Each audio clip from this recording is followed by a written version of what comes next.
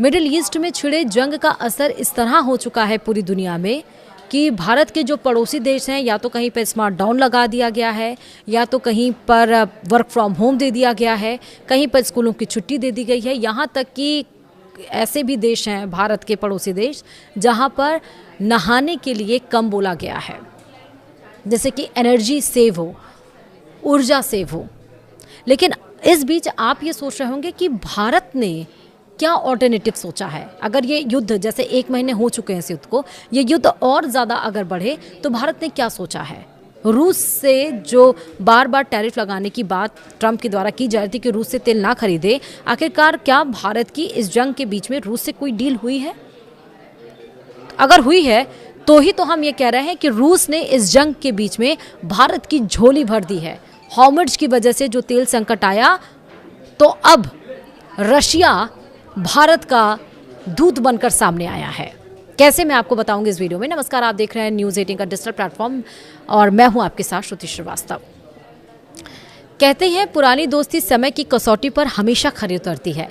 कुछ ऐसा ही इन दिनों भारत रूस के रिश्तों में नजर आ रहा है। ईरान ने स्ट्रेट ऑफ हॉर्मुज़ बंद किया तो पहले तो रूस ने तेल के टैंकर भारत की ओर मोड़ दिए, फिर गैस के टैंकर भेजने शुरू कर दिए और अब खबर आ रही है कि रूस भर भर कर भारत को काला सोना यानी कि कोयला भेज भारत के बंदरगाहों पर भेज रहा है। रूस ने एक बार फिर साबित कर दिया कि संकट की घड़ी में वह हमेशा अपने सबसे पुराने और भरोसेमंद दोस्त के साथ खड़ा है। रूस ने एक बार फिर साबित कर दिया है कि संकट की घड़ी में वह नई दिल्ली के साथ मजबूती से खड़ा है। हॉर्मुज़ संकट ने भारत ही नहीं पूरी दुनिया के लिए संकट खड़ा कर दिया है। ऐसे में भारत ने रूस की ओर हाथ बढ़ाया और उसने निराश भी नहीं किया।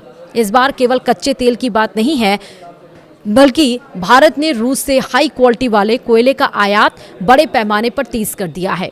भारत के बिजली घरों और विशाल उद्योगों की धड़कनें इसी कोयले से चलती हैं और ऐसे में जब पेट्रोल, डीजल और गैस की कीमतों में आग लगी हुई है, तब देश के पावर ग्रिड को बिना किसी रुकावट के चालू रखने के लिए यह रूसी कोयला किसी संजीवनी बूटी या फिर काले सोने से कम नहीं है। रूस ने भी भारत की इस ज़रूरत को समझते हुए बिना किसी देरी के कोयले से लदे अपने बड़े बड़े मालवाहक जहाज़ों का रुख भारतीय बंदरगाहों की तरफ कर दिया है।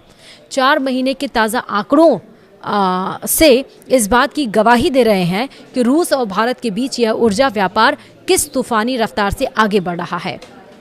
वहीं मीडिया रिपोर्ट्स के मुताबिक भारत ने मार्च महीने की शुरुआत से ही रूस से कोयले के आयात में ज़बरदस्त इजाफा किया है।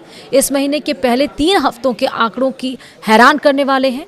इन शुरुआती 21 दिनों में ही रूस से आने वाले कोयले के शिपमेंट में पिछले महीने यानी कि फरवरी की तुलना में 25% की भारी बढ़ोतरी दर्ज की गई है। अगर इस आंकड़े की तुलना पिछले साल के इसी समय से की जाए तो यह छलांग और भी ज़्यादा चौंकाने वाली है। साल दर साल के हिसाब से देखें तो रूस के कोयले के आयात में लगभग 50% का बम्पर उछाल आया है। यह आंकड़ा साफ बताता है कि हॉर्मुज़ संकट से बचने के लिए भारत ने कितनी तेजी से अपनी रणनीति में बदलाव किया है और रूस पर अपना भरोसा बढ़ाया है। बाजार के जानकारों और ऊर्जा विशेषज्ञों का ये मानना है कि कोयला आयात का यह तूफानी रुझान यहीं रुकने वाला नहीं है।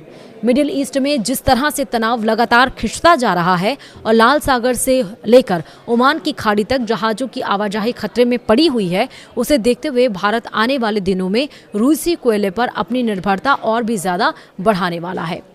विशेषज्ञों ने भविष्यवाणी की है कि मार्च महीने के अंत तक इस आयात में 20 से लेकर 35% तक की और बढ़ोतरी देखने को मिल सकती है। इसका मतलब ये है कि आने वाले कुछ हफ्तों में भारतीय बंदरगाहों पर रूसी कोयले से लदे जहाज़ों की कतारें और भी लंबी होने वाली हैं। रूस से आ रहे इस काले सोने का भारत की अर्थव्यवस्था पर बहुत ही सकारात्मक और व्यापक असर पड़ने वाला है।